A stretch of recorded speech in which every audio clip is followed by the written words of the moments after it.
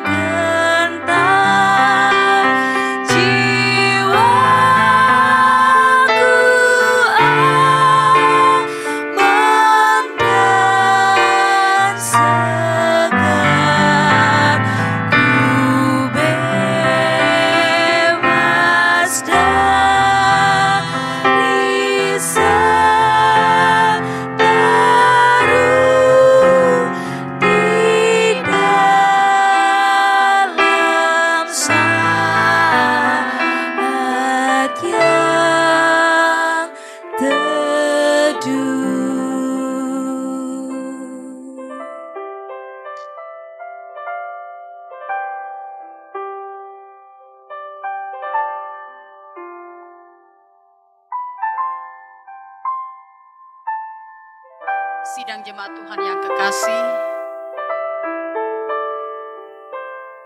kita akan melandasi persekutuan malam ini dengan pembacaan dan pemberitaan firman Tuhan.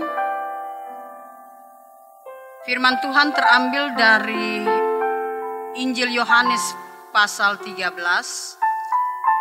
ayat 12 sampai ayat 17. Mari berdoa.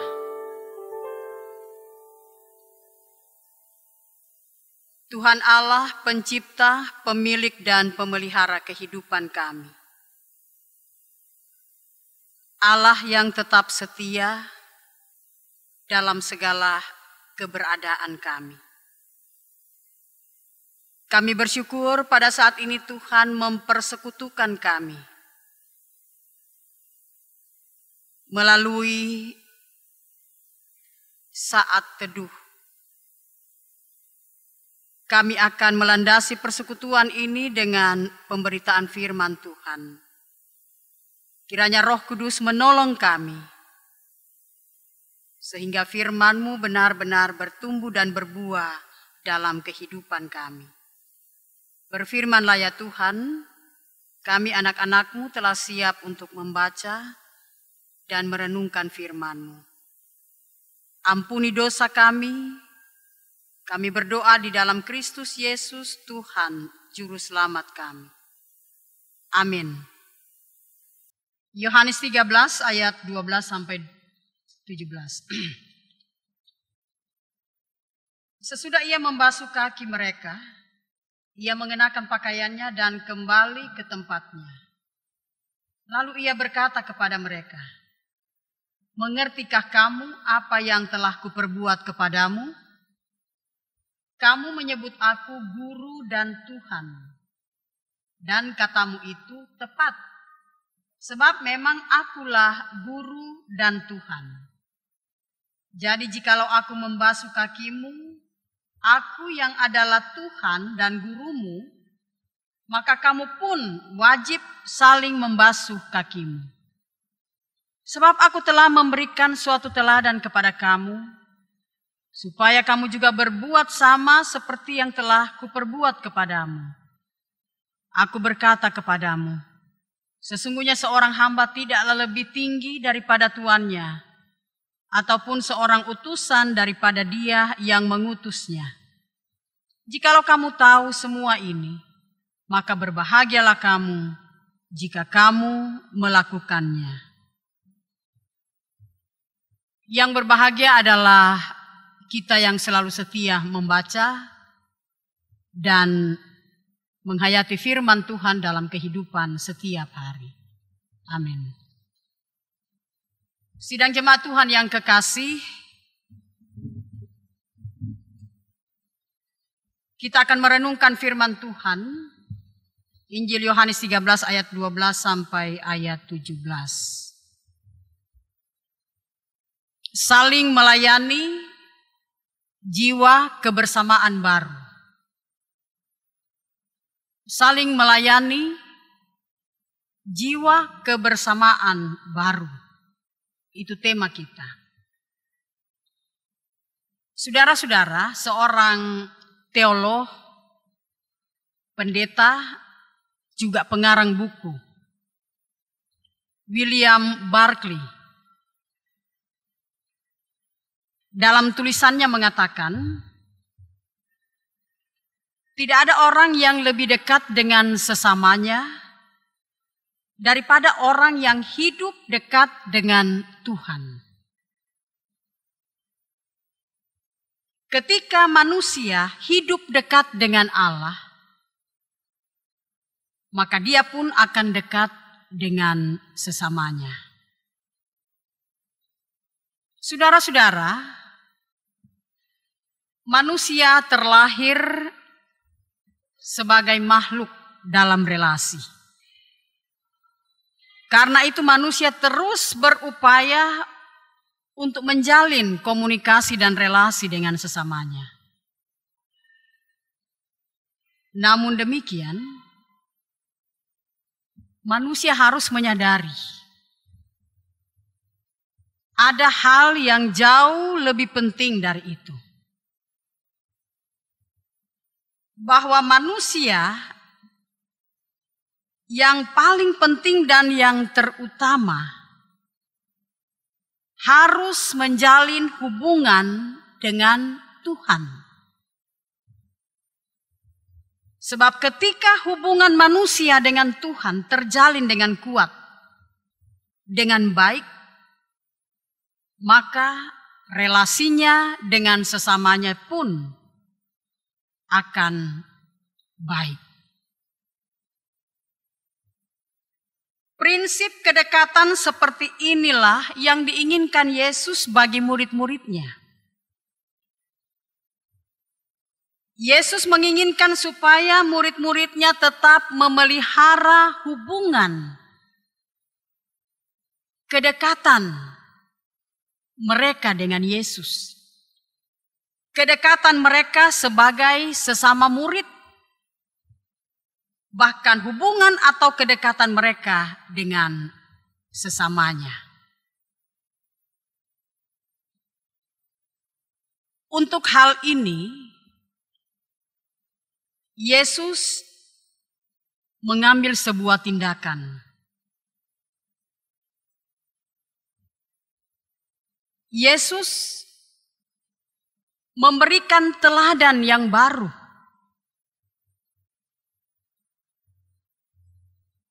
Agar persekutuan dan kebersamaan murid-murid dengan Yesus dan murid-murid itu sendiri, bahkan ketika mereka keluar untuk menyampaikan kabar baik, tetap terpelihara dengan baik.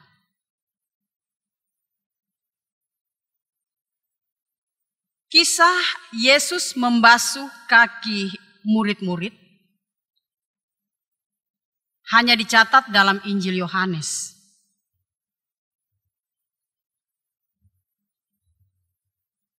Tindakan Yesus membasuh kaki murid-murid memberikan makna baru, memberikan citra yang baru, prinsip yang baru, cara yang baru. Bagaimana persekutuan itu bisa langgeng, bisa harmonis, bisa memberkati. Orang-orang yang menjadi bagian dalam persekutuan itu juga memberkati orang lain.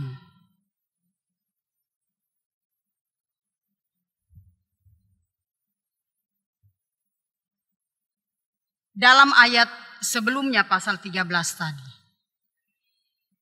Ayat 3 dikatakan,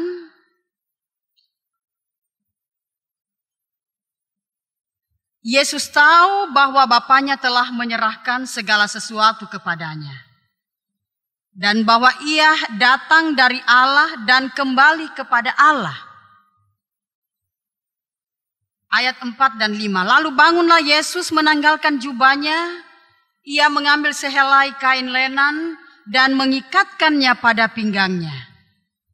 Kemudian ia menuangkan air ke dalam sebuah basi dan mulai membasuh kaki murid-muridnya.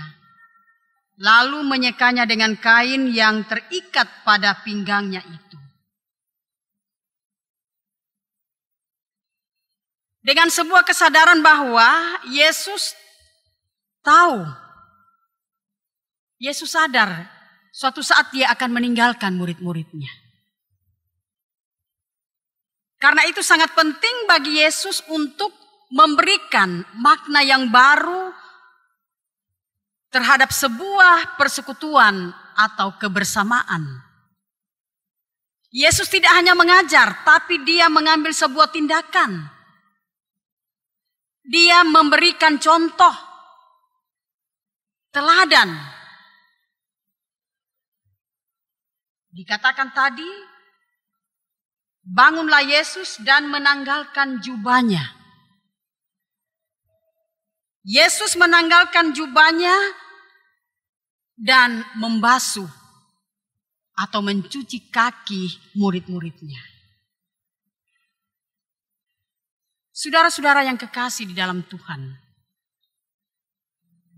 tindakan Yesus membasuh kaki murid-murid ini bukan sebuah pertunjukan, tapi tindakan Yesus ini adalah tindakan kerendahan hati.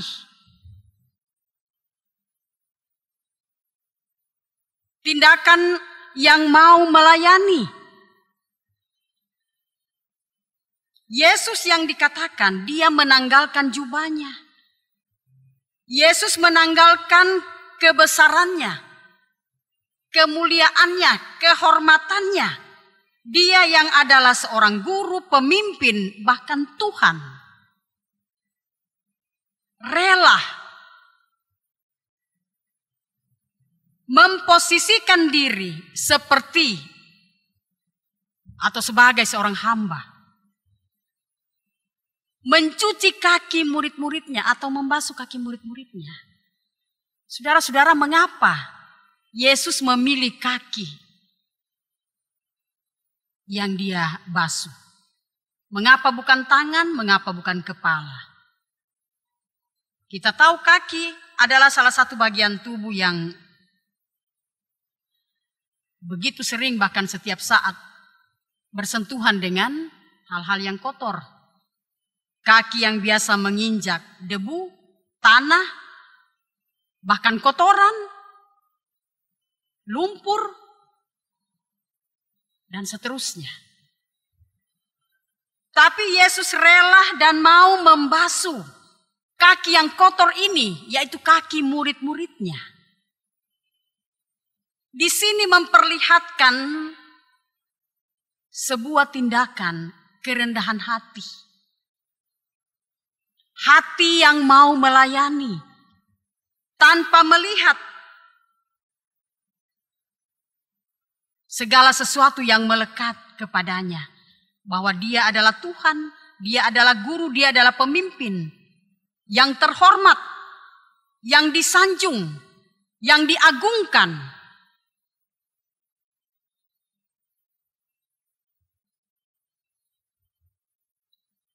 Inilah kunci. Kunci dalam sebuah kebersamaan. Kerendahan hati. Jika ada kerendahan hati dalam sebuah kebersamaan dan persekutuan, maka di sana akan terjadi saling melayani. Saling melayani. Inilah jiwa kebersamaan, jiwa persekutuan yang baru.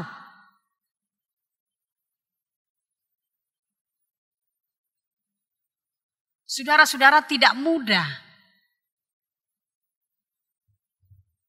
memiliki sikap kerendahan hati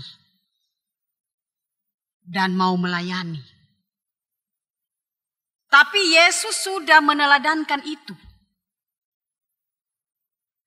Dia datang bukan untuk dilayani tetapi untuk melayani. Dia membuktikan itu. Dalam segala kerendahan, Yesus mau melakukan itu. Saudara-saudara,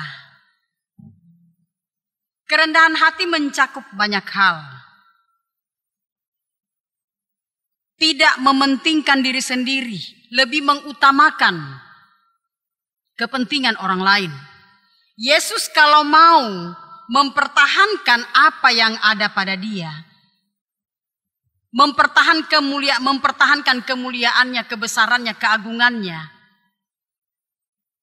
dia tidak akan datang ke dalam dunia. Tapi Yesus lebih mengutamakan kepentingan, kebutuhan dunia, manusia yang sangat membutuhkan penebusan dan keselamatan.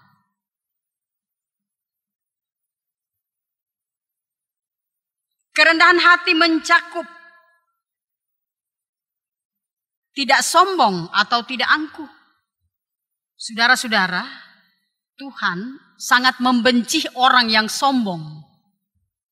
Yesaya 2 ayat 17, manusia yang sombong akan ditundukkan dan orang-orang yang angkuh akan direndahkan. Hanya Tuhan sajalah yang maha tinggi pada hari itu.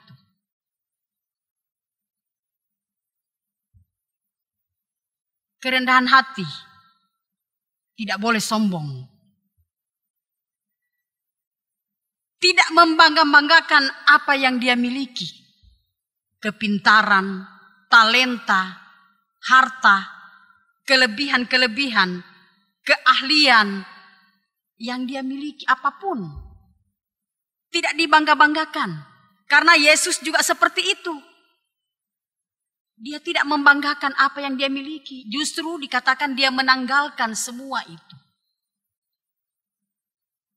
Untuk manusia yang berdosa. Kerendahan hati juga mencakup sabar, tidak egois. Murah hati. Suka menolong dan peduli terhadap sesama. Kita lihat bagaimana pola dan gaya hidup Yesus. Peduli kepada semua orang tanpa memilih latar belakang apa. Orang yang mau datang kepada dia, semuanya dilayani dengan baik. Yesus melayani semua orang dengan segala kerendahan hati.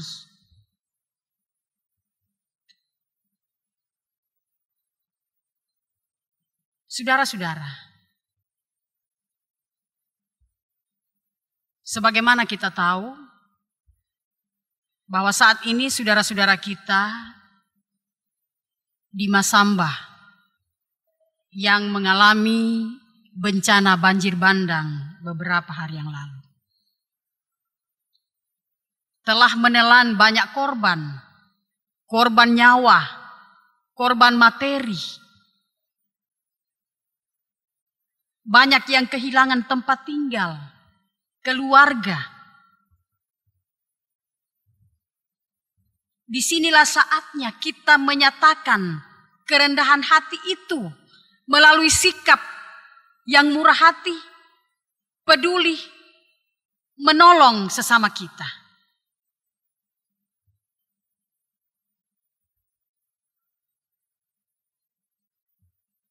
Kita saling melayani, sebagaimana Yesus sudah lebih dahulu melayani kita. Kerendahan hati juga berbicara tentang tidak mencari nama atau pujian.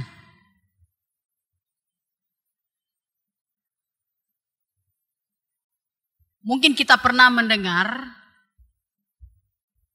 pepatah yang mengatakan merendah di atas bukit. Biasanya terlihat orang itu seperti rendah hati.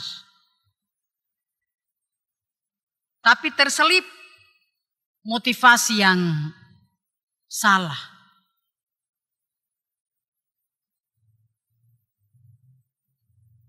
Kadang ingin dipuji, ingin dibangga-banggakan. Bukan seperti itu kerendahan hati yang diteladankan oleh Yesus. Kerendahan hati juga tidak mengejar ambisi, merasa tidak layak.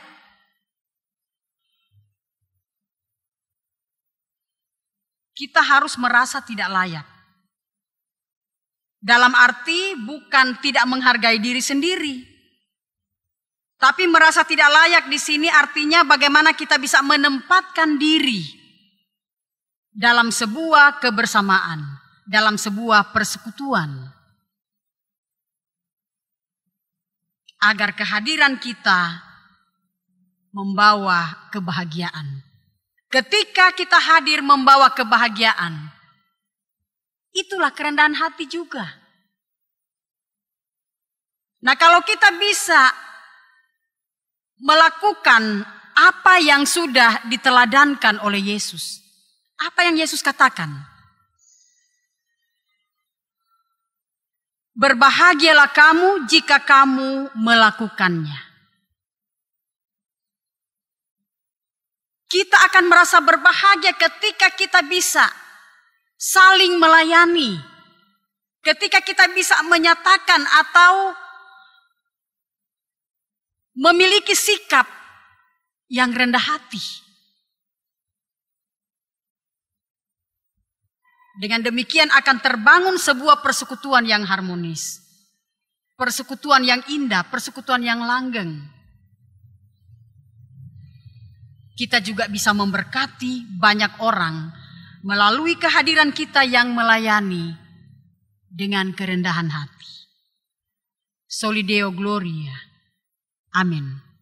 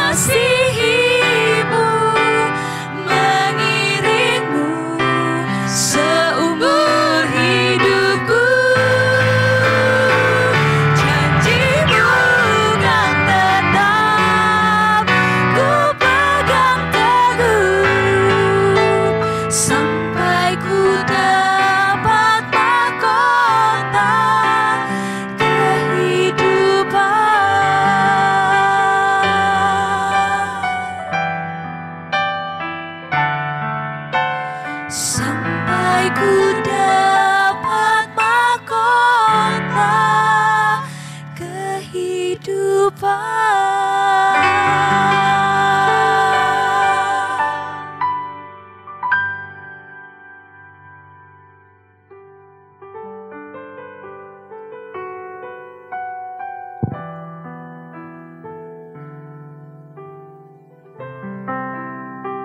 Sidang jemaat Tuhan, kita masuk dalam doa syukur. Kita berdoa. Kami bersyukur untuk firman Tuhan yang hadir meneguhkan iman dan pengharapan kami. Memberi makna baru dalam persekutuan dan kebersamaan kami. Baik itu dalam keluarga, jemaat, bahkan dalam hidup bermasyarakat. Roh Kudus memampukan kami, memberikan kami hikmat, agar kami benar-benar meneladani sikap kerendahan hati Yesus dan saling melayani. Kehidupan kami akan memberkati banyak orang. Tuhan dipermuliakan.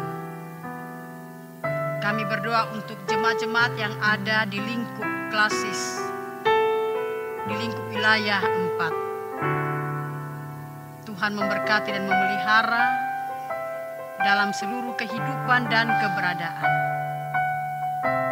Memelihara dalam rumah tangga, perjuangan, pendidikan, menguatkan dalam menghadapi berbagai pergumulan. Kami juga berdoa untuk pengurus BPSW 4. Tuhan memberikan kesehatan, hikmat dan sukacita dalam mengangkat tugas pelayanan, sehingga senantiasa mengangkat pelayanan itu dengan baik. Kami juga berdoa untuk badan pekerja sinode. Tuhan juga memberkati dan memelihara seluruh hamba-hambamu dalam seluruh kehidupan dan pelayanan mereka. Juga berdoa untuk saudara-saudara kami yang mengalami bencana banjir bandang di Masamba. Di sana juga Tuhan hadir menolong, menopang, menghibur dan menguatkan saudara-saudara kami. Menggerakkan hati setiap orang, termasuk kami, untuk boleh saling melayani, saling menopang, saling menolong, sehingga apa yang Yesus ajarkan dan teladankan itu benar-benar nyata dalam rangka kami membangun relasi dan komunikasi, hubungan kebersamaan dengan sesama kami. Tuhan yang dipermuliakan. Tuhan memberkati kami semua. Sebentar akan beristirahat malam. Kami juga berdoa untuk pemerintah bangsa dan negara kami. Tuhan memberkati, berikan kesehatan, kekuatan dan kemampuan dalam mengatur negara ini. Teristimewa dalam memutus mata rantai penyebaran virus corona dengan berbagai upaya yang dilakukan oleh pemerintah kami. Bahkan juga kami semua, kami setia dan taat pada pedoman kesehatan yang dianjurkan oleh pemerintah guna memutus mata rantai penyebaran virus corona. Ya Tuhan, ini doa, permohonan dan pengharapan kami. Ampuni dosa kami. Kami mohon di dalam Kristus Yesus Tuhan, Gembala yang setia. Amin. Demikian ibadah kita malam ini. Tuhan Yesus memberkati.